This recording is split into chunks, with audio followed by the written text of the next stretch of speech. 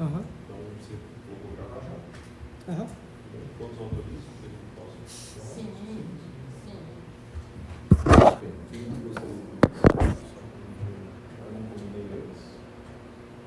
Eu posso, se você quiser que eu passe na última. Isso pode ser. Muito obrigado, professora Clarice.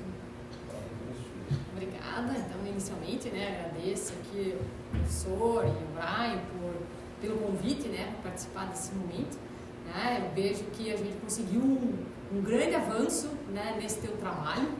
Acho que a gente conseguiu evoluir muito e te parabenizo, por isso, Brian. O que eu vou falar, sim, você grave e depois você discute aqui, com a sua orientação, o que vocês acham que é mais aplicável ou não. Tá? Mas um ponto, inclusive eu já vou copiar e mandar no seu WhatsApp, Brian, é a nossa estrutura de dissertação, porque o teu texto, ele está numa ordem diferente do que a gente precisa apresentar na gestão ambiental. A informação está aqui, ela só não está na mesma ordem que a gente precisa apresentar, tá?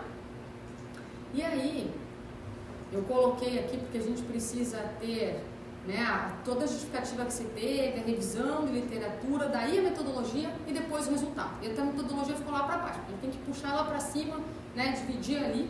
Eu vejo todos esses itens do seu trabalho, a gente só precisa arrumar ele na ordem que a gente faz aqui dos nossos documentos. Tá? Uma sugestão que eu faço é, se possível, incluir no resumo alguma referência a algum ODS, porque vai ser um critério de avaliação da nossa área de gestão ambiental para medir impacto potencial. Então, claro, como a gente está falando de cidade, tem a questão de resiliência, tem a questão da pobreza, tem vários elementos que dá para pensar como articular aqui. Não é para ficar, que você precisa incluir, teoricamente, a evolução do ODS, nem é isso. Mas é como que ela contribui para uma cidade resiliente. Tem um item lá que fala justamente de diminuir a vulnerabilidade das pessoas em caso, nas casas vulneráveis, ou em caso de chuva ou deslizamento, não sei o que. Então, acho que é alguma coisa que daria para fazer uma análise em si, pelo menos aqui no resumo a gente coloca, ou numa justificativa lá, já resolveria o nosso problema com a área, tá? Daí seria uma inclusão bem bacana. Também pode deixar claro aqui no resuminho a tua perguntinha e o objetivo. Eu li e não encontrei ela aqui, então a gente lembra de incluir. Ficou ali um ODS 11, mas ficou um genérico ODS 11, mas só para a gente dar mais uma meta um pouquinho melhor ali na questão do ODS.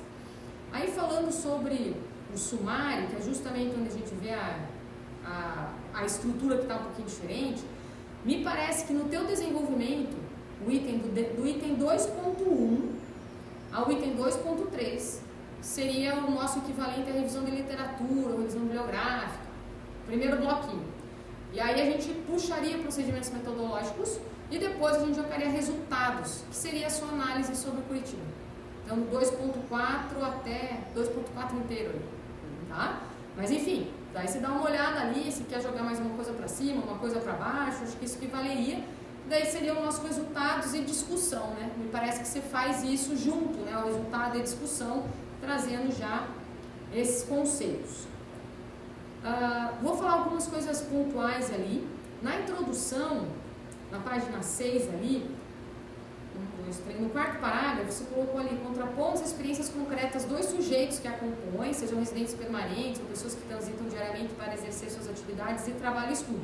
Só que no nosso trabalho, o trabalho que você apresenta, não tem entrevista. Então, acho que reformula isso aqui para que você vai trazer essa percepção, mas é que experiências concretas me deu a expectativa de que a gente já tem entrevista, alguma coisinha. Não tem. Então, só ajustar aqui para ficar mais dentro da metodologia que a gente usou. Tá? Aí na página 8, depois que eu li o trabalho inteiro, eu baixei, mas na página 8, no primeiro parágrafo, ali no meinho, você coloca a questão do estacionar o ponto. Verificou-se que dentre os 3 pilares, mas daí que você só falou de 2, falou do transporte público e da disposição de áreas verdes. E só depois você vai falar do aterro sanitário, no outro parágrafo. Então, eu acredito que só tinha que incluir aqui no final, Você falou sistema de transporte público, disposição de áreas verdes, e não falou qual que é o terceiro, que é o aterro. Só inclui aqui para ficar os 3 no joguinho, porque é a tua perspectiva de fazer a triangulação dessa informação, para fazer aqui sentido para nós. Até, eu falei no resumo, mas talvez na justificativa trazer o ODS e já liquidar. Marquei que talvez aqui na justificativa trabalhar o ODS 11, a resiliência seria a melhor solução. No teu objetivo geral, eu gostei da tua proposta, né? Ou seja, vamos confrontar Curitiba com uma cidade modelo, mas mostrar que ela não é perfeita, né? Tem várias falhas. E aí, no finalzinho aqui do teu objetivo geral, você colocou ali, ó, evidenciar contradições entre práticas de gestão urbana e princípios de justiça social e ambiental. Mas a gente não está trabalhando na tua revisão teórica quais seriam práticas de gestão sustentável.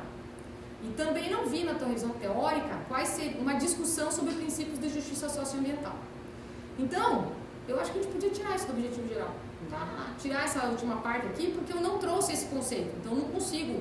Por mais que você está falando do resíduo, a gente está falando da área verde, a gente também não trouxe quais seriam essas práticas de gestão, sabe? Então, a gente só tira ela daqui para não atrapalhar o nosso objetivo geral, que já está ali, né? Criticamente os discursos que posicionam Curitiba na cidade modelo, confrontando-as com as dinâmicas de desigualdade socioespacial e vivência urbana e seus habitantes, e que você poderia colocar a partir da inter-relação, da mobilidade, constituição de áreas verdes e destinação de áreas GTs, alguma coisa assim, sabe? E a gente tira aquilo ali que não veio, né, teoricamente para a gente trabalhar, tá? Mas como eu falei, depois você conversa, vê se seria uma adequação. É porque como eu não achei, fiquei esperando, não achei, talvez... E aí você pode trabalhar com o material que você tem, que está ótimo, está bem robusto, e esse que ficou fraquinho a gente pode deixar de fora, tá? Eu sei que você gosta da parte histórica, mas ela está pesando para nós aqui na hora da leitura, está muito grandona, está enorme aqui, né? Então, enfim, não sei se precisaria tudo isso, porque o nosso objetivo é criticar Curitiba e a forma com que ela foi ocupada. Então, talvez o item 1 aqui, da forma de ocupação do território brasileiro, poderia ficar de fora e poderia virar um artigo, alguma outra coisa. Se você está muito apegado, ok, mas eu acho que ele não é necessário aqui, sabe? A parte que você trata dos elementos são mais... dialogam melhor com o objetivo de mostrar como que Curitiba não é perfeita, não é essa cidade modelo, como você está chamando ali, entre aspas, tá? Daí vem aqui a parte de desenvolvimento, né, você continua botando umas perguntas no meio aqui, né? Não acho recomendável, porque quanto mais perguntas a gente vê, mais resposta a gente vai querer. Então, continua tendo umas perguntinhas aqui perdidas. A gente pode deixar só a pergunta do nosso trabalho mesmo. As outras perguntas a gente não precisa colocar aqui só para não confundir o leitor, né?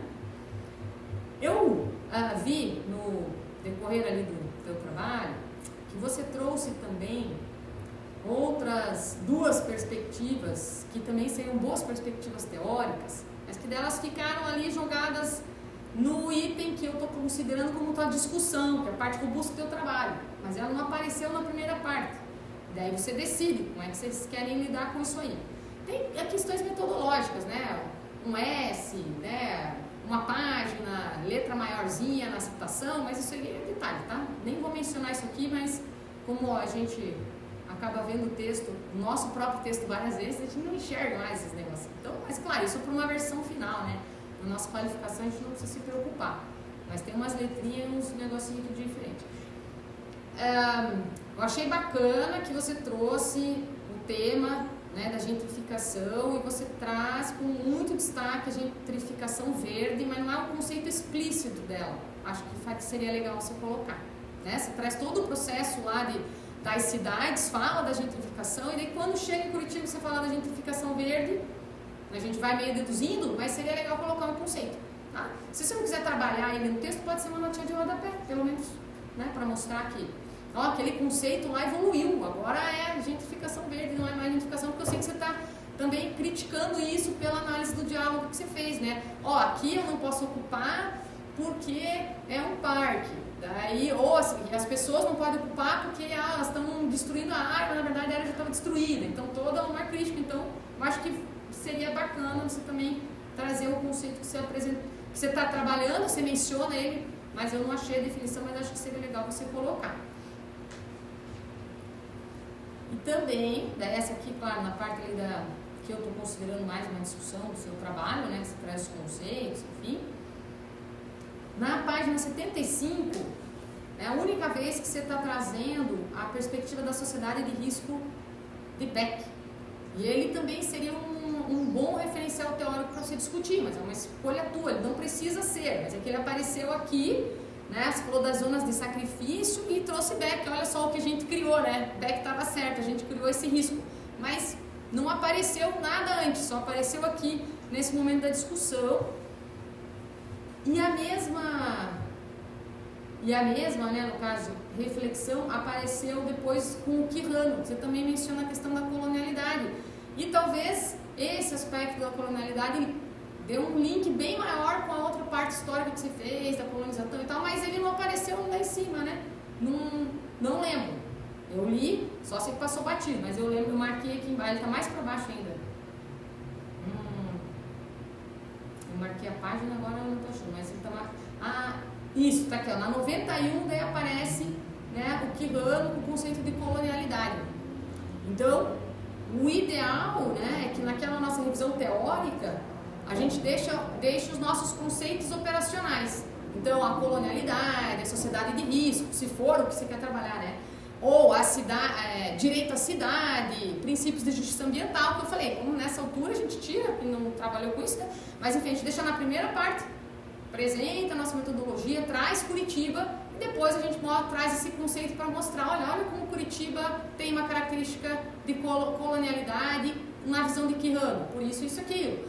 Olha como Curitiba, né, incorporou não, ou, né, apresenta características de uma sociedade, de uma cidade dentro da sociedade de risco, porque olha o risco que a gente criou dentro da zona de sacrifício. A gente traz o conceito e junta com o caso de Curitiba, sabe? Essa que é a lógica do nosso texto, ele é um pouquinho diferente do nosso TCC do direito e tal, né? Então é por isso que eu mandei ali a estrutura ali para depois você dar uma olhadinha. Então esses dois conceitos operacionais eu achei aqui que talvez, né, se você tiver familiaridade ou se você tiver texto você pode usar, né? Se não, vocês optam ali qual seria o melhor caminho. Você também trouxe também a questão do racismo ambiental. Eu acho que talvez não seja algo que você precise desenvolver teoricamente, mas daí você põe uma notinha de rodapé, né? Se é um conceito que eu não vou trabalhar tanto, eu ponho uma notinha de rodapé só para o leitor, né? A gente sabe o que é, mas a gente espera que o seu trabalho seja lido por muitas pessoas. Então, às vezes, a pessoa não está familiarizada com o termo, a gente deixa ali uma notinha. Em algumas notícias, você trouxe a questão do IAT, que era IAP. E eu acho que vale uma notinha explicativa para a pessoa se situar, né? O que é IAP? Né? É o antigo órgão ambiental, né? Instituto Ambiental do Paraná, que agora é Instituto Água e Terras, enfim. Acho que vale essa observação quando você começa a trazer os casos, só para a pessoa achar que senão alguém pode ler e achar que não existe mais, né? Tá, mas desse órgão já nem existe, mas morreu, acabou. Não, ele continua existindo, só mudou de nome. A gente deixa ali a observação. Também reparei que você trouxe a discussão do Conselho Estadual do Meio Ambiente sobre a questão dos aterros, né? E essa é só uma discussão que, né, eu estou trazendo essa ressalva porque a alteração normativa a gente também discutiu na OAB, ali na Comissão de Direito Ambiental, e ela é uma alteração normativa para os aterros em funcionamento, não para os aterros novos. Então, talvez faça sentido pôr essa nota de esclarecimento, porque a dificuldade que eles trouxeram é a mesma dificuldade que você encontrou no seu trabalho. Alguns aterros, como o primeiro da Cachimba, quando ele foi construído não tinha ninguém, e a cidade cresceu. A mesma coisa aconteceu com a Fazenda Rio Grande, tinha um pouquinho de gente, de repente tem 200 mil pessoas, a cidade cresceu e o aterro estava lá. Como a gente não consegue transportar essas coisas que são difíceis, seja pelo tratamento de resíduos, seja por todo o impacto que ela causa, as pessoas não, né, quem opera isso não consegue transferir esse empreendimento, seja lá como a gente queira chamar, rapidamente para uma outra área, porque é difícil e a cidade continua crescendo. E se a gente fechar o aterro, pior. Então, enfim, talvez só colocar essa notinha que é essa mudança. Existe uma outra que, né, para instalação de um aterro zerado, continua mantido os 1.500 metros, né, 1,5 km. E essa do aterro em funcionamento é que eles estão querendo diminuir para 500 metros, que é da resolução nacional, não é estadual, mas por esta questão, vendo que a cidade cresce, pressiona o empreendimento e a gente não consegue negociar espaços para este tipo de empreendimento de forma fácil. Não estou dizendo que é a melhor solução, o melhor seria que realmente fosse mantido 1.500, mas não estão encontrando soluções fáceis para isso, né? Então eu vi essa... Ah, e aí, no teu item, no último item, antes da tua conclusão, fechando aqui já... Vai, colocar a mudar. Tá, um pouquinho antes. Que você traz, com essa ideia aí de discutir o texto, aí acabou repetindo o que você já tinha falado antes. Então, eu acho que não seria o caso, não precisaria se repetir o texto. Você trouxe vários textos repetidos que estavam nos itens anteriores, eu acho que esse aqui é o 2.4.5, alguma coisa assim. O que talvez fosse interessante você fazer nesse item é o que você estava mostrando aqui para nós. Você pegou os aterros e juntou todas as características deles. Olha, todos os aterros de Curitiba têm essas mesmas características.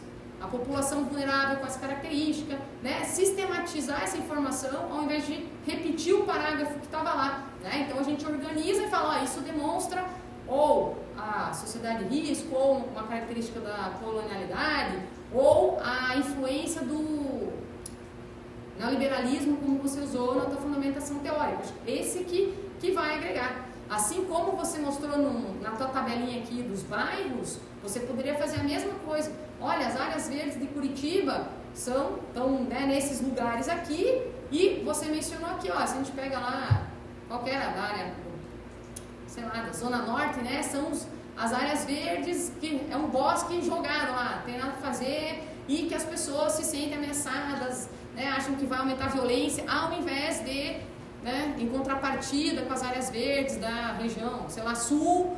Eu sou meio ruim, não sei qual que é as zonas fortes, estou chutando, mas vocês estão entendendo, né? Que é onde as pessoas param de bicicleta, levam o cachorro para passear e não sei o quê. Então eu acho que essa triangulação da informação é o que você tem que fazer nesse teu último item 2.4.5, acho que é o número, né? Antes da tua conclusão. E aí você não precisa ficar repetindo os parágrafozinhos anteriores, porque você pode articular isso tudo junto, né? Até o eixo da mobilidade, como você falou, ele atende, mas aqui onde está, né, onde bem é vulnerável, não tem ônibus, a pessoa vai a pé, não tem o ponto, ou o ônibus para de operar antes, enfim. Não é só a questão de distribuir os lotes, né? Talvez o mais importante aqui seja como as pessoas acessam esse modelo de transporte que você falou, e aí você pode juntar, né, amarrar aqui, costurar elas nessa última parte do texto.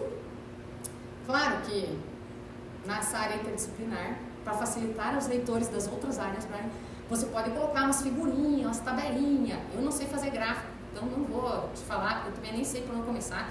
Mas as tabelas que você usou aqui, beleza, pega todas as características, né? Coloca o que tem em comum de todas elas, isso já vai ajudar o leitor que não está familiarizado com o tema, né? Aquelas imagens de sobreposição, né? Por que você vai escolher esses três elementos, né? Mobilidade, área verde e a questão dos aterros, para mostrar como Curitiba está submetida a essa lógica do capital. Então, talvez, né? Criar umas figurinhas, umas imagens assim, e aí, como vocês quiserem criar, né? Eu estou sugerindo, porque eu acho que facilita também para o leitor e que ajudaria na análise dessa discussãozinha final aqui, sem a necessidade de repetir o texto. Daí aqui na metodologia, eu quero terminar, devia ter voltado o cronômetro. Olha só, na metodologia, daí no terceiro parágrafo, daí você menciona, ó, a perspectiva crítica para discutir direito à cidade, justiça ambiental e sustentabilidade.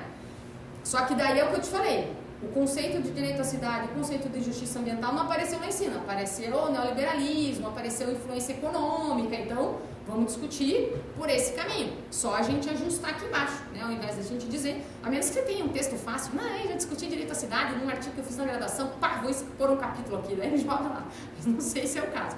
Senão você vai discutir na perspectiva neoliberal, da influência econômica, se você quiser colocar, né, que discutem, né, a ocupação da cidade sob a perspectiva da influência econômica, sei lá, daí ela casa com o que você colocou ali, tá? Só para a gente ajustar o conteúdo, tá?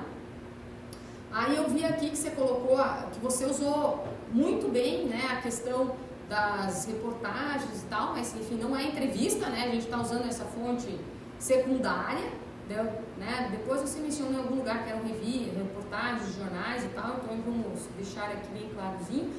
Na página 104, que é da metodologia, que eu sei que vai passar para cima, seria legal você colocar o teu quadrinho de resultados da bibliografia ou da bibliometria. Você tem aqui, eu usei as palavras-chave, você mostrou para nós aqui, né?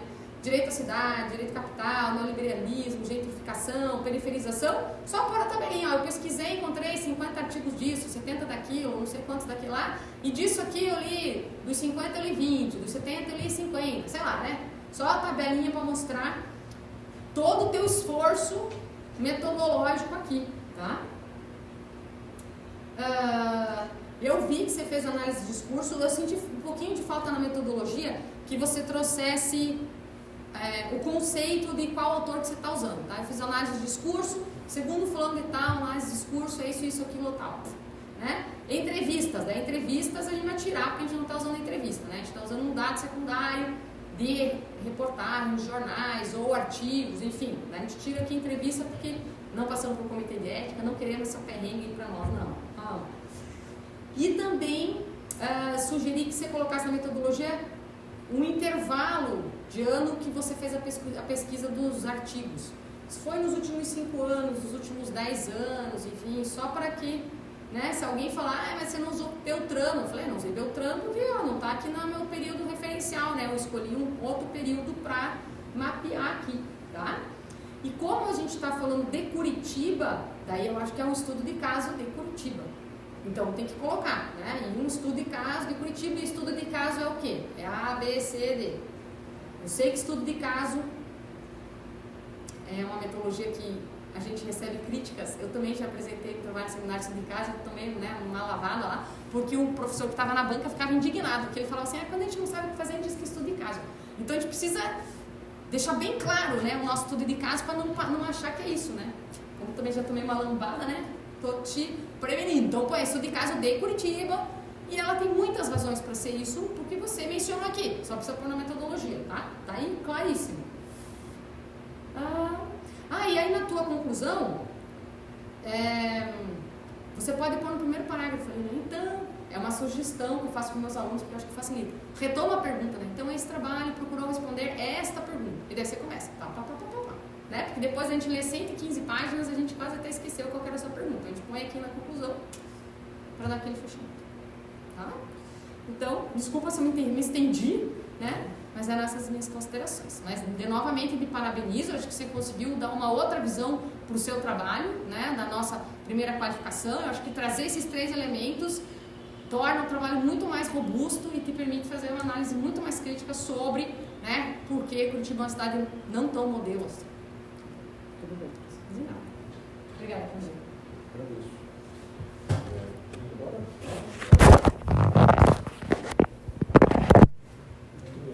Professor Rodolfo, obrigado pelo convite, por aceitar o convite, estar conosco. Eu que agradeço o convite de estar formando o nome do professor Alexandre. Eu também agradeço a oportunidade de ver o teu trabalho, porque eu acho que é sempre interessante discutir essa questão da cidade. Deixa eu uma questão, acho que é legal, eu sou um dos defensores que realmente Curitiba, esse discurso da cidade modelo é muito forte, mas tem muitas coisas estranhas nesse discurso que elas não batem muito com a realidade. Mas tem uma coisa que eu levei isso para minha tese de doutorado, eu fui defender isso na área de urbanismo. E aí os urbanistas, a primeira coisa que eles perguntaram para mim, eu comecei a criticar a cidade, eles vai com calma, tu está criticando uma cidade que é reconhecida internacionalmente por diversos índices, inclusive diversos parceiros nossos do urbanismo, que é realmente uma cidade modelo. Então, embasa tudo que tu vai dizer para não levar uma bordoada, como dizia, né? Falando sobre isso sem tanto embasamento. E é claro, a gente tem uma bibliografia, um discurso que ele realmente defende muito essa ideia, e foi construído isso historicamente, desde o edito do PUC e assim por diante, com toda a bibliografia, principalmente da arquitetura do urbanismo. Tem um contraponto forte aqui, a história da Federal, o Departamento de História da Universidade Federal é bem contrário, ele traz um discurso muito parecido com o que tu está trazendo aqui, que é essa área, esse contraponto. Mas eu vou focar em 3 coisas, eu vou abrir um pouquinho e depois eu vou fechar o que eu ia te dizer, o que eu vou te dizer. Deixa eu marcar o tempo aqui para também não me perder muito. O professor realmente falou. Então, três coisas que eu acho que eu vou colocar que tem a ver com tua própria colocação no trabalho. É desigualdade, discurso e a questão do direito à cidade, que eu acho que ele está permeando toda a tua história. Deixa eu agora começar a abrir algumas coisas, como por exemplo o teu sumário. Dá uma conferida no sumário da introdução, que eles estão com uma discrepância, eu acho que na numeração está uma coisa complicada. Tu disse que na tua introdução ele disse que ele está separado em 5 partes. E o teu sumário, essas partes não estão claras, elas estão muito misturadas. Então, se tu conseguir equilibrar exatamente aquelas de cima com a tua introdução, vai ajudar a se organizar. Uma questão mais assim estrutural de pesquisa, tu usa muitas citações no final de frase. Aquele texto no final da frase coloca ali, ó, por exemplo, Albuquerque 2007, mas quando ele não está vinculado a uma citação específica. Ele é só uma frase geral e lá embaixo está o autor, Albuquerque, Prado Júnior. Então, o que seria legal tu colocar umas costuras que tu realmente usa em outras partes, de acordo com o autor, conforme o autor, seguindo a reflexão dele. Eu acho que é mais fácil, porque senão a gente confunde muito o que é conclusão tua e o que realmente saiu do próprio autor. Ajuda bastante a defender. E outra coisa, sempre ancorar a crítica em dados bibliográficos. Toda vez que a gente vai se empolgando com o trabalho, a gente começa a criar assim, daqui a pouco começa, né? Realmente isso não funciona, porque não dá certo, mas quem que disse quando e que dados tem para realmente levar isso em consideração? Então sempre tenta trazer tabela, gráfico, mas eu senti muita falta disso no trabalho. Tabelas, gráficos, mapas, dados censitários, porque para eu falar de uma situação tão pesada que é desigualdade de direito à cidade, de Curitiba, dizer que ela não atende, eu tenho que ter uma informação precisa, senão eu posso cair naquela contradição que meu discurso pode ser derrubado a qualquer momento. O que mais? Agora aqui, no desenvolvimento do teu trabalho, tem a questão estrutural que você já falou ali, mas aqui, a questão dos 3 pilares, né, que coloca aqui da cidade modelo. Quem é que define os 3 pilares? Tu que escolheu esses 3 pilares? Não? Eu vi se repetir em algumas literaturas que eu estava usando, se repetia esse discurso da cidade modelo a partir desses 3 pilares. Então diz que, de alguma forma, diz quem é que definiu. Eu não achei exatamente ali quem foi o autor que diz, ó, uma cidade modelo se caracteriza por esses 3 pilares aqui, esse. Isso vai te ajudar bastante. Tá? Senão, eu entendo que eu entendi no texto, eu acho que ele era definido por ti ou tu pegou de algum lugar, mas não ficou muito claro de onde ele aparece. Tá? Ele vai te ajudar bastante. Uma coisa, no teu 2.1, cuida o seguinte, tu tem uma fonte só no 2.1, que é o Prado Júnior, que tu vai falar sobre a cidade e a história dela. Acho que é um capítulo que eu tiraria fora, tá? Tu está tirando, que agora você falou, tu está desvirtuando totalmente. Até porque, se tu for entrar nessa seara de história da cidade, teria que falar do Leonardo Benévolo, do Luiz Monfort, do Aldo Rossi, do Lamas, do Le Corbusier, que são pesquisadores de cidade que vão falar tudo aquilo que ele está dizendo de vários pontos de vista. Então, não entra nessa. Acho que não é a tua área de pesquisa, né? Todo direito. Então, eu tiraria essa situação fora, talvez com uma contextualização muito rápida. Tá? Ou, se tu quiser mergulhar, tu poderia ir nesses autores aqui. Porque tem uma discussão de cidade funcionalista, de outras questões que envolvem até a operação da cidade em si, como funcionalidade, do que até a discussão que está trazendo aqui, uma discussão mais liberal, uma discussão mais econômica. Né? Deixa eu pegar aqui. Na 2.2 também, tem uma bibliografia que ela é mais predominante, que é a da Priori, 2012. Se tu for manter também, costura com outras bibliografias, senão tu fica muito monotema temático. Ali no outro Capitalismo Industrial, Cidade e Capital, também tem muita coisa só do Silva, tem que dar uma costurada. E eu te recomendaria que assim também, eu vou colocando isso aqui na hora que eu vi, cuida com o teu discurso, para ele não virar muito panfletário. Eu vejo que tem muito da tua postura de vida, de entendimento de vida aqui, e de entendimento de dinâmicas urbanas. mas cuida para ele não virar uma questão assim, ó, não pode, essa cidade é um absurdo, isso são desigualdades. Diz o porquê. São desigualdades, a gente percebe as desigualdades por causa desses dados, desses aqui. Senão ele acaba perdendo um pouco o discurso, ele vira muito mais jornalístico do que um discurso mais acadêmico. Não que a tua crítica não tenha que estar ali, mas ela tem que estar com uma costura. Aí é questão de ter vários autores também, né? Quando tu pega, vai falar de um tema, quando tu costura vários, a tua função como pesquisador é isso. Tu é o cara crítico ali, que faz o equilíbrio de todas elas. E aí vai te dar um estofo mais potente do trabalho, né? Por isso que eu até fiz uma divisão aqui. Até a página 36 do trabalho, da 119, acho que é isso. Tu está contextualizando e tu está falando da questão da política, da questão do mercantilismo, da questão da colonização. Então, eu acho que é uma porcentagem muito grande de trabalho de texto que tu está perdendo para falar realmente de Curitiba. Tira um pouquinho, transforma isso num outro artigo, eu acho que pode ser interessante. E é legal, a pesquisa nunca é colocada fora. Olha o que tu aprendeu trazendo isso para poder embasar, inclusive, outras conclusões da sequência. Aqui a questão dos dados, né? O item ali na página 37 diz que Curitiba já recebeu diversos prêmios. Quais? Cita lá. Senão a gente fica muito no discurso aberto. Aí, deixa eu ver aqui, na página 37, só pegar direto o número dela para não roubar.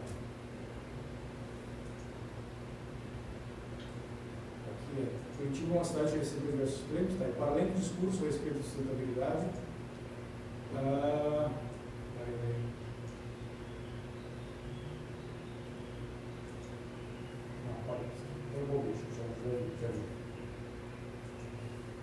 Revisar a ordem dos parágrafos 4 e 5. Tu fala da década de 60, depois tu vai para o século XIX, logo na sequência do parágrafo.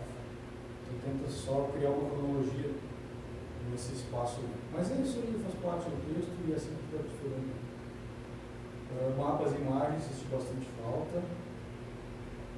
E aí, a tua questão ambiental, eu acho que ela está muito costurada no meio do texto, ela caberia, eu acho que uma subdivisão.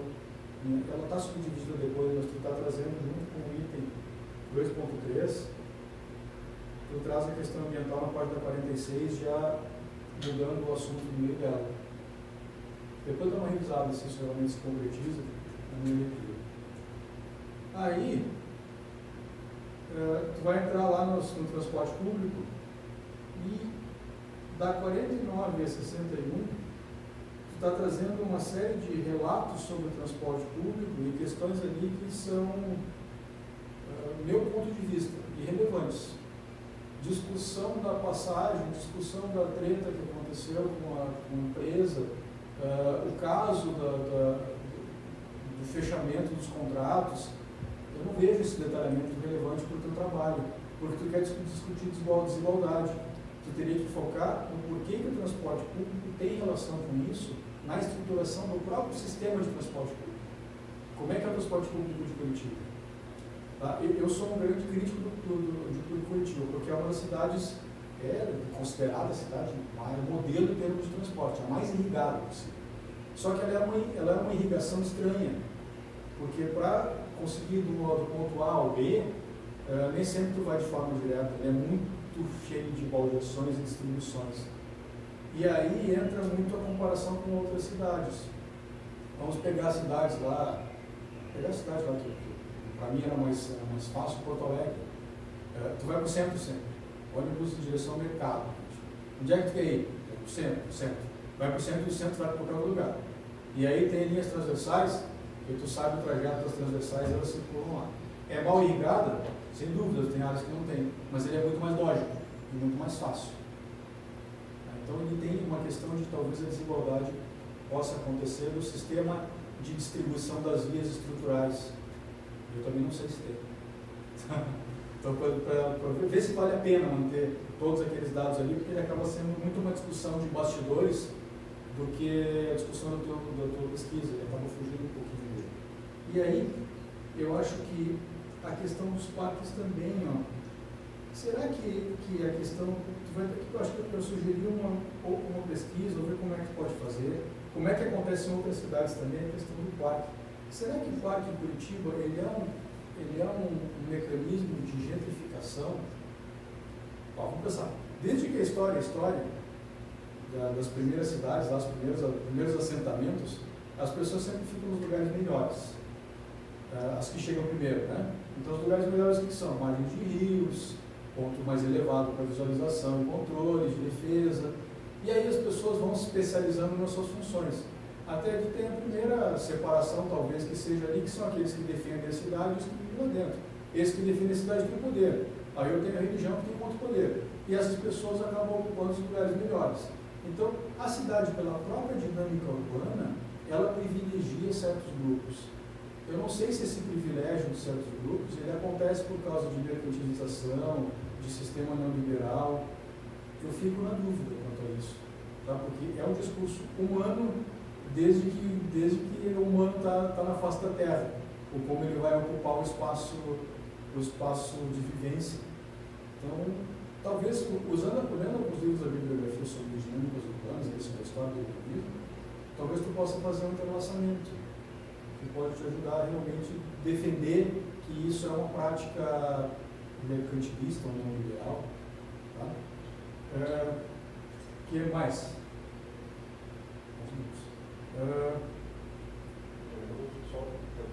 Só para ver se eu captei aqui. Tá. Talvez evidenciar no que é diferente do neoliberalismo, né?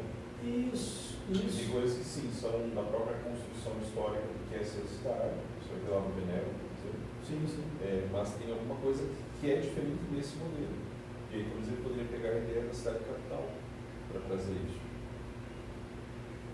Uma forma de dizer assim, tem coisas, todas as coisas que você falou são da natureza da construção da cidade, mas tem algo agora que se torna diferente. O neoliberalismo ele é uma outra camada, não quer dizer que ele exclua as anteriores, mas ele é uma nova camada nessa construção de uma cidade mais perversa de exclusão.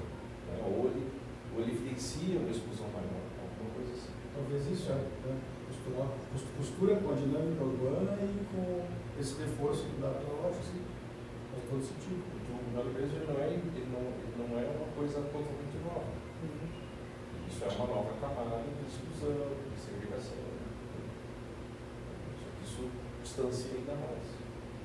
Então, o que acontece quando tu abre essa questão? Vamos pensar no transporte, dos parques ou das áreas verdes, e inclusive lá da questão dos aterros sanitários. Os aterros sanitários ficam da página 70 a 80 contando casos dos aterros. E mesma coisa do transporte. O teu projeto talvez não seja relevante, pode ser relevante para um artigo. Mas o que é importante tu entender? Por que eles estão em áreas periféricas? Isso tem relação direta com esse processo de exclusão social? Será? Não sei, eu não quero botar o lixo lá na minha casa, ninguém quer. Mas eu boto o lixo lá. Mas aquele lixo foi para lá e as pessoas foram ocupar esse espaço em volta do lixo, por quê? Porque é mais barato.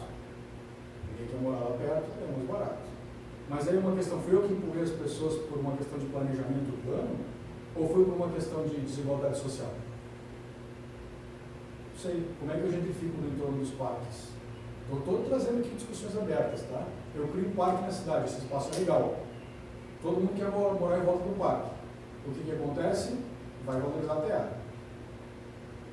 Então, será que eu tenho esse controle? Ou eu boto um parque ali por causa da questão dos alagamentos? Que é o caso que a gente vê aqui no Barigui, por exemplo. Barigui, Tiguri, são parques colocados ali que são bacias de retenção. Não? Será que a intenção inicial foi isso ou tem um capitalismo mais perverso por trás que faz com que eu vou criar um parque ali? Ó. Então eu vou vender os lotes antes. Será que existe? Então, acho que vale a pena dar uma olhada. Que mais? Aí eu coloco essa frase aqui que talvez seja: a dinâmica urbana sempre foi assim, né? Bons lugares mais caros, lugares mais baratos. Não seria mais uma desigualdade social do que uma desigualdade deliberada da cidade? Será que é deliberada? Será que é deliberada? Aí uma pergunta que depois tu pode se fazer. E aí, uma coisa que ajuda é o teu projeto. Eu só estou compromisso, só confundir, agora vou tentar te organizar mais tempo. Tá? Tu traz muita questão do discurso. Mas então mostra o discurso da cidade modelo, ele não aparece ali dito. Pesquisei assim, ó, o que era a cidade modelo? De acordo com a publicação do PUC, de acordo com o pensamento de cidade lá do Jorge Wilhelm, que é quem embasa lá o planejamento do PUC, lá do plano CERET, do PUC, que cidade eles queriam vender, eles queriam fazer. Tá? O discurso da cidade, a origem disso, que é o livro lá do Jorge Wilhelm, da década de 70, que é o arquiteto que foi consultor aqui que trabalhava nessa empresa da CERET, ele é um discurso lindo, a cidade é super legal lá, o que ele quer. Só que o que o IPUC fez disso é outro sistema. Ou o que o IPUC e a própria dinâmica da cidade fizeram disso. Eles não conseguiram implantar uma série de coisas que estavam porque a dinâmica da cidade não permitia. Então, o que quer dizer? Aonde que está declarado e quem declara que a cidade é a cidade modelo? Pelos próprios planejadores. Tem um livro que tu trouxe ali, que é muito legal, na verdade é uma coletânea de livros, que é a Memória da Curitiba Urbana, que tem aqui, né? Aqueles livros são sensacionais, porque ali mostra uma visão de cidade super utópica, assim, muito legal, e de quem estava fazendo a cidade. Então eles têm uma crítica e uma postura muito da prática do que acontecia naquela época, que é legal dar uma olhada. Tá? Porque aí tu pode ver se realmente essa lógica perversa está nas entrelinhas aí desse processo todo de desigualdade. Ou é simplesmente os recém-formados que querem estruturar a cidade de jeito deles? Acho que não, mas tem que dar uma olhadinha, tá? E também ele é um urbanismo muito impositivo, do PUC sempre foi. A Rua 15, que pode ser sua grande maravilha, a Rua 15 é super positiva. Tem um artigo do Lolo Cornelsen, que é um arquiteto de Curitiba, arquiteto urbanista, super conhecido, que ele era o único que era contraponto à Rua 15. Ele dizia, muito bom esse projeto de vocês mataram o comércio local, o comércio de qualidade que tinha ali, que as pessoas chegavam com seus veículos perto dele, agora elas não conseguem chegar, então existia uma mistura muito grande, maior de público. No momento que eu colocaram a Rua 15, os shoppings começaram a se estruturar, as pessoas foram para os shoppings, e aí o comércio popular, mais básico, foi para lá. Aí tu gerou um processo de desigualdade social direto, porque tu fez com que isso acontecesse, tirando um pouco da mobilidade, que era a mobilidade da época. Tá? Então, é muito aberto esse discurso. O que mais? Aí, colocar o discurso e a desigualdade. Mostrar as desigualdades. Diz assim, as desigualdades acontecem por causa desses fatores e eu vou tratar esses pontos específicos, que é o transporte, que é a questão do lixo e que é a questão da parte do verde ali, né, das áreas dos parques, da área verde. E também tem mais uma questão que traz ali também, que depois é a questão habitacional. Que a questão habitacional também é por desigualdade deliberada. Na hora de fazer os assentamentos de baixa renda, eu vou colocar na periferia, porque tem renda mais barato, eu consigo colocar mais gente e eu tiro as pessoas desse centro urbano, só que é uma infraestrutura super cara para eu poder fazer. Então, o que eu estou trazendo isso aqui é muito aberto, muito complexo, o que está trazendo de pesquisa, que é muito legal. Mas eu não sei se não é interessante ter uma olhada, se pegar em um ponto só e mergulhar esse ponto. Não sei se dá tempo, ou fazer uma coisa muito mais panorâmica das imagens desses pontos específicos, sem ter que mergulhar tanto, e sem talvez se comprometer tanto na questão da crítica, muito mais como relato, com dados, com informações para estruturar, porque tu não tem tanto tempo, né, para poder aprofundar. Eu acho que tem que definir também direito à cidade. Tu fala sobre ele de várias formas, mas tem uma definição que vai te ajudar. Quase terminando aqui. Justifica a interação dos três eixos quando tu fala sobre eles, o porquê são os três importantes, como é que eles se relacionam como um articulador da desigualdade ou dessa representação. Mais dados gráficos. Melhorar a fluidez do texto. Tu tem muitas informações, que eu acho que ficou nessa ânsia de mostrar todas elas, e às vezes ele vai criando quase uma lista. Cuidado para não virar o artigo como uma lista de compras. Várias partes tu costura isso, mas tem umas que ele fica trazendo dados sequenciais, até tem uns parágrafos bem pequenos, que ele começa talvez te atrapalhar um pouco na lógica. E eu acho que é basicamente isso, assim, tu abre muitas frentes, tu abre essas 4 frentes, só que ele tem que fechar as 4 frentes. E eu acho que é complicado fechar essas 4 frentes com tanta polêmica. A cidade é uma coisa complexa pra caramba. Existem muitos estudos sobre ela e ele está trazendo uma coisa muito mais complexa, que é essa questão da discussão desses processos aí econômicos, dinâmica urbana, comércio, até setorização. Vai entrar num projeto talvez de zoneamento da cidade. Esse zoneamento até que ponto ele é perverso, e eu tenho as influências das grandes construtoras para dizer se aqui vai ser uma zona residencial, uma zona industrial, aqui eu verticalizo ou não, sabe? É difícil. Não sei duas propostas ou 2 possibilidades que eu acho que eu vai discutir olhando de fora, a primeira vez que eu estou vendo trabalho. Acho que ou pegar uma das frentes e mergulhar nela, sei lá, ou a questão que talvez ficasse a mais evidente, o mais evidente aqui, que talvez seja a questão da, não sei se o parque público talvez fosse a mais evidente, mais polêmica, não sei, transporte talvez, não sei, a delas, a que tiver mais dados e que for mais fácil argumentar e não ter contraponto. Ou então, levanta as 4 hipóteses, faz um levantamento de situações macro da desigualdade, com dados, mapas, ocupação da faixa de renda, mostrando que realmente é uma cidade desigual. E aí tu entregou isso. E eu não entraria nos discursos dos bastidores. Os bastidores podem ficar com um outro momento. Tá? Isso aí, valeu. Com 20 minutos. Fala para 40 minutos. Valeu. Obrigado. Professor Rafael, eu agradeço mais uma vez pela parceria. Eu que agradeço. Eu agradeço o convite. Eu não sei se. Eu estou acompanhando o trabalho do Brian, a grata, eu me acompanhando o trabalho do professor Alexandre já há muito tempo, né? Não por tanto tempo quanto eu gostaria. Gostaria de ter visto antes e mais. Mas é um trabalho muito profundo, muito interessante, um tema muito interessante nessas coisas. Mas, assim, como eu já tive um certo tempo de acompanhamento, já falei algumas coisas, inclusive, e quero que a gente vá ter a oportunidade de conversar depois também. Então, eu não sei se é muito o meu lugar apresentar uma quantidade expressiva de ideias, até porque eu acho que a exploração que o professor Clarice e o professor fizeram foram explorações bastante profundas, bastante ricas. Né? Então, mas, assim, a primeira coisa que eu gostaria de dizer, de todo modo, é que a gente teve algumas conversas, acho que a gente teve 3 ou 4 oportunidades de conversas mais longas antes da tua defesa. Né? E, assim, algumas das questões que vocês colocaram precisam de reparos. Eu sinto que foram culpas dessas conversas, eu sinto que foram mais culpa minha do que do Brian. Então, assim, questõezinhas metodológicas, né? Então eu estou me habituando na metodologia da casa, né? E principalmente por conta dos vícios metodológicos que vêm de outros lugares, eu acho que eu acabei influenciando o Brian, eu já me excuso por ele nesse sentido.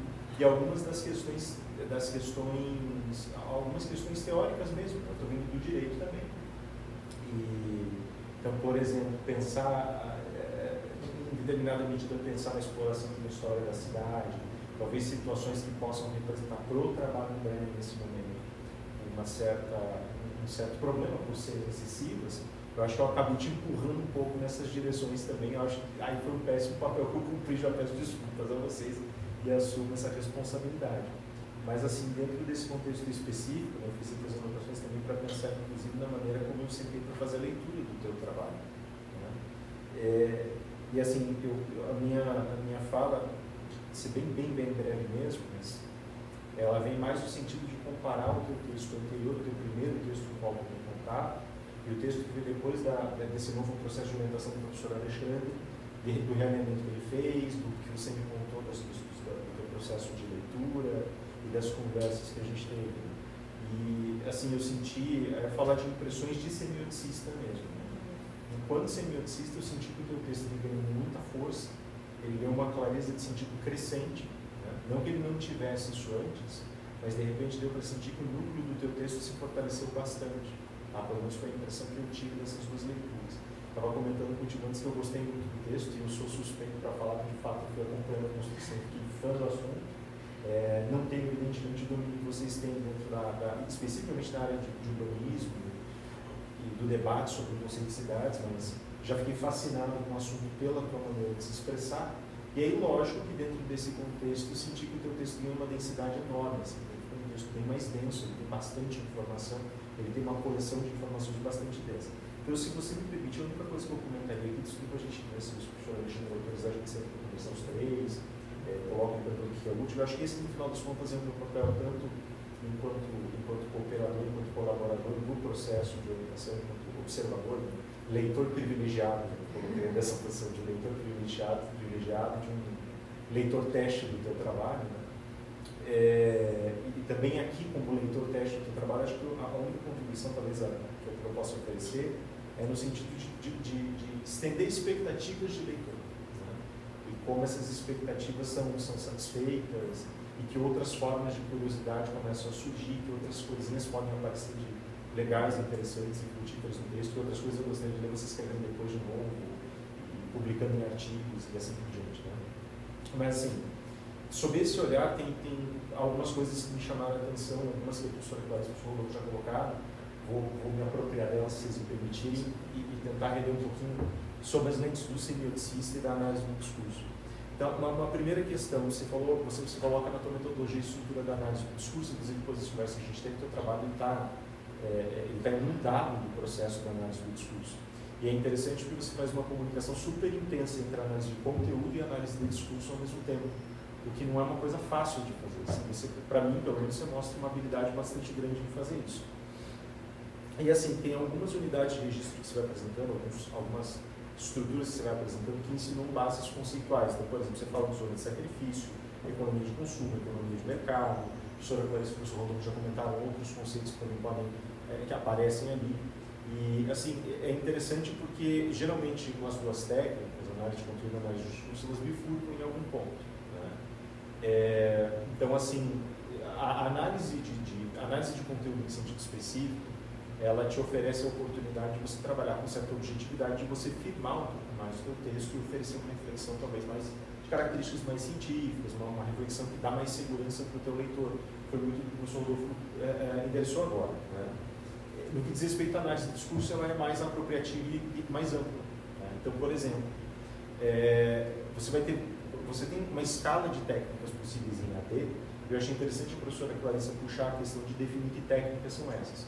Então, uma coisa que surgiu, principalmente aqui na nossa discussão, né, pensando especificamente pelo cenário da análise do discurso, seria a possibilidade, lógico, resguardada aqui no trabalho do professor Alexandre Coutinho, de fazer a utilização de algum analista do discurso que tenha uma visão mais direta do que significa dele, para você poder suprir essa demanda. O Orlandi, por exemplo. O Orlandi é um autor que, a bem dizer, ele vai utilizar grandes autores, ele vai partir do Peixe, ele vai partir do núcleo francês dos Países Baixos, ali de construção Greimar's, né, para construir a análise do discurso, mas ele dá um conceito bastante direto e eu acho que ele serve bastante aos seus propósitos, né? Significa dizer, a análise do discurso ela vai pegar determinadas ferramentas, etapas do discurso, vai te autorizar a trabalhar aspectos subjetivos e objetivos lado a lado, mas vai te autorizar também a fazer uma separação mais clara de que aspectos influenciam o que e aonde. Então você tem condições de estabelecer o que é característica do intérprete, de você como intérprete, e o que você espera do intérprete do teu texto. E aí isso te dá um manejo mais tranquilo do texto. Você já está fazendo isso na prática, tá? Então não é nenhuma novidade, é só para você consolidar o teu texto aqui. É só para isso ajudar a consolidar o teu texto. Mais especificamente na AD, eu ia somar minha voz do professor Rodolfo. Eu achei interessante a maneira como você constrói. Cara, por conversar com você, eu já sei de onde é que você está vindo, eu já sei qual é o discurso que você tem interessante, você me contou ele, você remontou ele para mim. Então, eu sei exatamente aonde você quer chegar, eu sei exatamente qual é a tua visão. Uma coisa que é legal, no entanto, você fazer talvez puxar exemplos de discurso dentro do teu texto. Tá? Assim, o teu texto ele já está pronto. Você puxa um recortezinho e mostra para mim, nessa linha aqui surgiu essa ideia. Eu questiono, eu levanto talvez um questionamento um pouco mais profundo sobre a minha base conceitual, sei lá, sobre, por exemplo, a zona de sacrifício, nesse sentido. Ou sobre o que significa uma economia de mercado, nesse sentido. Ou sobre o que significa veridição de mercado, a verdade a partir do mercado, nesse sentido, você coloca nos temas centrais também. Então você tem a oportunidade de controlar um pouco mais as discussões que você quer abrir, e de se comunicar com o teu intérprete, fazendo também uma consolidação daquilo que ele vai entender na ponta, do representamento dele. Quer dizer, da maneira como ele consegue fazer a interpretação que você está dizendo. Então você tem uma oportunidade legal. Eu fiz uma anotação solta aqui, né?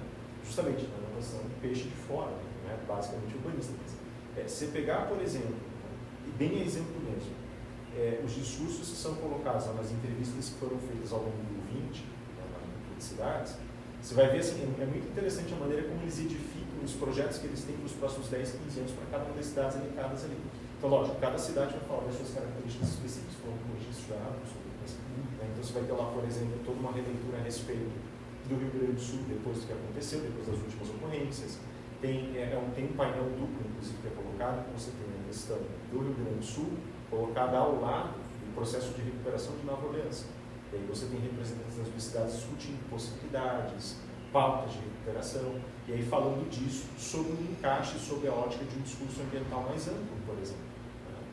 Isso é literalmente para te dar um exemplo, um exemplo só. Então você vai ter várias cidades encaixadas nesse guarda-chuva, que é um discurso mais amplo, e ele vai passando por graus de especificação, ele vai passando por graus de especialização. Ou antes ele surge da realidade concreta de uma cidade e ele se encontra no meio do caminho com esses estágios mais abstratos do discurso. Você pegar um ou dois exemplos de ferramenta ali para você trabalhar, me parece que você consegue trabalhar toda a tua análise técnica dos pilares e extrair dessa análise técnica toda a tua leitura de conteúdo, toda a tua área específica e fazer um encaixe com um discurso mais amplo. Aí, inclusive, voltando a essa discussão que o Rodolfo propôs agora, para pensar, de repente, se você vai querer fazer análise dos 3 pilares ou vai querer buscar um grau de especialização maior, vale a pena, de repente, parar para pensar nisso. Se você, de repente, quer um discurso mais amplo de fato, que tenta demonstrar o encaminhamento do cenário urbano nas filosofias contemporâneas, na maneira como o discurso contemporâneo é criado, no discurso ambiental, então você tem possibilidades para jogar dentro da própria AD, que ela vai determinar qual é o grau de relevância, qual é o grau de referência que o teu texto vai assumir dentro de outros textos. Tá? Não sei se eu consigo me fazer bem claro nesse sentido, mas seria dizer, cada etapa discursiva que você utilizou pode ser resumida, por assim dizer, como uma referência textual, como se ela fosse uma locução enorme. Tá? E aí, ela dentro de uma análise do discurso mais amplo, ela vai ter um encaixezinho e ela vai ter uma potência de significação.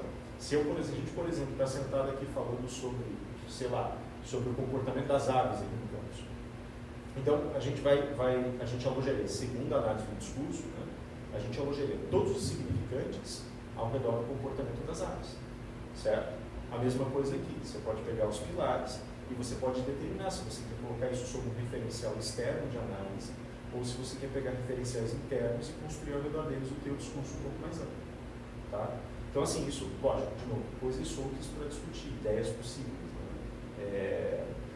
Então, dentro desse contexto específico, só, de repente, parar para pensar, refletir um pouquinho sobre a conexão que existe ali entre a AD e esse elemento da análise de conteúdo, né? Desculpa. Quando você cita ali, outra coisa que me chamou bastante a atenção foi quando você fala um pouquinho sobre a questão, aspectos mais específicos, que diz respeito a essa análise do discurso, né? Mas me chamou muita atenção, por exemplo, justamente quando você vai falar sobre autores, como Quijano, por exemplo, quando você cita Foucault, quando você cita o Beck, quando você cita bases teóricas, de alguma maneira você está alinhando conceitos. E assim, eu iria agora para o outro lado. Você poderia pegar, por exemplo, esses conceitos e usá-los como referência para debates futuros que você queira realizar dentro do teu contexto, né? Você pode estabelecer, por exemplo, dentro dessas bases conceituais a crítica para consolidar por que você fez aquela escolha. Ou você pode fazer com que ela laceie um pouco para fazer caber os teus exemplos, para fazer caber as tuas expectativas, os teus objetos de análise dentro desse contexto específico, principalmente no que diz respeito à leitura discursiva mais específica dos pilares, que vai ser o grande objetivo do teu trabalho, né? Nesse sentido, por exemplo, dá para você começar a puxar esses fios. Eu justamente queria voltar um pouquinho para o Sr. Foucault também, até porque eu fiquei agora com a pulga atrás da orelha, pensando assim, dessa forma. Você tinha falado, por exemplo, lá pelas tantas, você vai falar sobre a questão da representação específica do clientelismo, vai falar sobre as formas de clientelismo, vai ampliar dentro do seu trabalho dessa forma. O professor comentou que muitas vezes o teu texto tem uma característica bastante subjetiva, bastante impactante, né? Eu bancaria, lógico, de novo, falando como analista do discurso, né? Daí são as visões distintas. Né? Se a gente vai fazer uma análise de conteúdo puro, é melhor você dar alguns passos para trás. Agora, como analista do discurso, eu diria, não, dá mais uns passos para frente. Então. Faz como o Peixe fala, já admite de uma vez que toda a tua linguagem ideológica, não sei se seria adequado, cara, eu deixo para a discussão de vocês, eu realmente não sei. Mas o chute que eu daria, então inverte a premissa, pega todo o teu discurso, mostra como todo ele é ideológico, do começo ao fim. Só que aí você está assumindo um compromisso. Então você pode, por exemplo, falar sobre a pauta clientelista, você tem um conceito determinado de clientelismo, você tem uma visão clara a respeito das práticas que são consideradas clientelistas, você tem uma visão clara a respeito de quem é privilegiado e quem não é. Então você pode trabalhar de uma maneira mais aguda essas fisionomias e dizer, olha, o argumento ele está indo de fato por esse caminho. Só que, lógico, se você quiser de alguma maneira fazer essa ressalva mais ideológica, mais dirigida, mais subjetiva, você não pode esquecer que você vai ter que voltar 10 passos depois para consolidar todas essas conclusões que você criou. Isso vai te dar um pouquinho mais de trabalho. Quanto ao mais, você coloca algumas questões, por exemplo, que diz respeito a essa leitura de contrastes urbanos. O meu parecer seria muito próximo do parecer que os outros já fizeram nesse sentido. Às vezes eu senti um pouquinho de falta mais no final do texto, de novo, por ter conversado contigo, já começou a enxergar, mas eu senti um pouquinho de falta mais justamente dessa fisionomia, não gostaria de chamar ideológica aqui, mas dessa fisionomia perspectivista que o discurso impõe. Tá? Porque assim, eu sinto, é como se eu sentisse os fiozinhos, as filigranas, dessa característica mais impositiva de perspectivas no discurso que você está analisando. Mesmo que ele seja um discurso de características de crivo científico, mesmo que ele seja um debate diário, mesmo que ele seja um debate vinculado à análise de dados, ainda fica, de alguma maneira, uma impressão muito forte de que ele tem traços perspectivos muito fortes. Ele está bem inclinado, ele é um discurso bem oblíquo, vamos colocar dessa forma. Então, por exemplo, não tem o discurso, não tem o discurso que você analisa. Então, por exemplo, eu ia talvez aí no sentido contrário, ideológico, mas tem discurso um pouco mais natural, que não é só exemplifica. Mas assim, então, por exemplo, você pegar dentro da discussão que você travou a respeito de como as contratações de transporte público são criadas, todo o cenário jurídico, etc., eu sinto que talvez valha a pena fazer essa exploração. Não sei se talvez nesse grau, nesse nível, talvez de fato seja o caso de enxugar, mas se você vai fazer uso dessa ferramenta, então mostra por que o discurso jurídico é perspectivo. Percebe? Mostra o que isso significa, o que o discurso jurídico, por exemplo, significa em termos econômicos, em termos estruturais, em termos humanos, se ele não gera um alijamento, se ele não onera economicamente, se ele não trabalha justamente com uma certa economia do tempo, se ele não está ali para isso. Você mesmo fala que os seus subprodutos, depois de longas discussões administrativas e jurídicas, são subprodutos que não são os mais afortunados no sentido de você fazer uma limpeza, de fato, uma reforma propriamente dita do teu sistema de transporte, por exemplo. Você continua tendo as mesmas implicações. Então a minha pergunta daí seria essa, nesse sentido central. Se eu for, como analista do discurso, encarar isso, será que eu não estou literalmente olhando para um trabalho perspectivo? E essa perspectiva não está, de fato, ela mesma já não está onerando e criando desequilíbrio? Não que ela seja causadora, então é que volta a fazer minha culpa. Eu acho que quando eu coloco para a gente conversar, talvez tenha gerado essa impressão de que o discurso é causa das coisas. Então, aí talvez eu acabe induzindo a gente na nossa conversa aqui. Não é bem isso, mas que o discurso manifesta uma perspectiva, ele manifesta. Então, de repente, existe ali uma perspectiva específica que pode ser explorada e que aparece de alguma maneira como se ela fosse uníqua. Afinal das contas, a gente está dentro de ferramentas da gestão pública, ferramentas do poder público, ferramentas de exatamente. A gente tem esse claustro da legitimidade. E aí, então, ele está fechadinho e bonitinho, mas o que é que vem aí atrás? Mesma coisa com a questão dos aterros. Justamente essa observação interessante, quem veio antes, quem veio depois, tá? Tudo bem. Só que o fato é que você tem um espaço, você mesmo colocou isso nas nossas conversas, sobretudo, a questão do barateamento do custo dos transmissores, dessa maneira Então, o que acontece nesse circuito? O que legitima ou deslegitima? O discurso é criado, o discurso não é criado em cima disso. O que significa a questão do aterro, como é que ela gera essa interação com o espaço, com o ambiente? É uma questão meramente econômica, você nos coloca toda a questão de saúde, a questão do ambiente do incômodo, a partir do espaço com a fauna sinantrópica, o cheiro, você fala da questão do acidente, você descreve em detalhes a questão do acidente do corpo do indivíduo. Eu acho uma figura,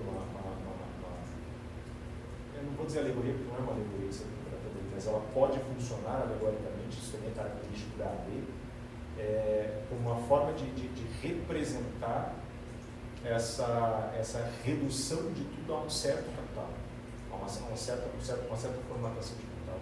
Por exemplo, não sei se eu consigo achar exemplos suficientes aqui, mas a ideia seria essa, tentar descobrir dentro de cada pedacinho do teu discurso qual é a perspectiva que está sendo implicada. Percebe? Aí você pode fazer um outro uso da AD. Se você quiser, tá? Isso não é obrigatório. Eu sinto que o teu trabalho ele já está muito bem consolidado. Tá? Então, de novo, tome cuidado do mundo, né? Para eu acabar achando que tem que abastecer coisas que não precisam ser abastecidas. Mas o teu trabalho já está muito bem consolidado. Acho que é só uma questão de você cinzelar agora ele para você preparar ele para entrega dele. Então, isso são coisinhas que se você quiser fazer no trabalho, você faz. Se você não quiser conversar com o professor Alexandre. Se você quiser fazer depois, dá para fazer depois. Né? Mas são coisas interessantes que o teu trabalho suscita. Né? Acho que a última coisa que eu te disse, já não ia até demais, né? Mas a última coisa que eu te diria é o seguinte, assim, para mim, isso eu falo toda banca que eu participo, o senhor Alexandre, o senhor você sabe, o senhor participa. Mas em toda banca que eu participo, eu falo isso sempre. Para mim, bons textos, né? Bem cabeça de abelha. Toda vez que eu leio um bom texto, esse bom texto tem que deixar para mim uma semente plantada, eu tenho que querer procurar mais coisas, eu tenho que ficar curioso, eu tenho que querer conhecer mais o autor. E o teu texto tem isso. O teu texto assim, é maravilhoso porque ele sabe exatamente em que momento se expressar e em que momento deixar a questão. Percebe? Então eu leio o teu texto todo, desde lá de trás eu leio a tua produção textual e eu fico querendo mais. Fico querendo saber mais coisas. Porque você soube estrategicamente trabalhar o silêncio do teu texto. Entendeu? Isso é muito legal. Então, é por isso que eu te digo assim, faço observações só em sentido extraordinário. Se você quiser trabalhar artigo, se quiser elaborar depois, se quiser misturar o texto, porque o teu texto, do jeito que ele está construído, ele está incitando e estimulando o pensamento humano. Então, fica aquele receio de mexer numa coisa que está muito bem estruturada. Beleza? É isso, na realidade, são essas observações que eu tenho. Só isso. Isso, muito bem, imagino. Tem já um bom material, né? Você gravou, pensar um pouco da vida aí.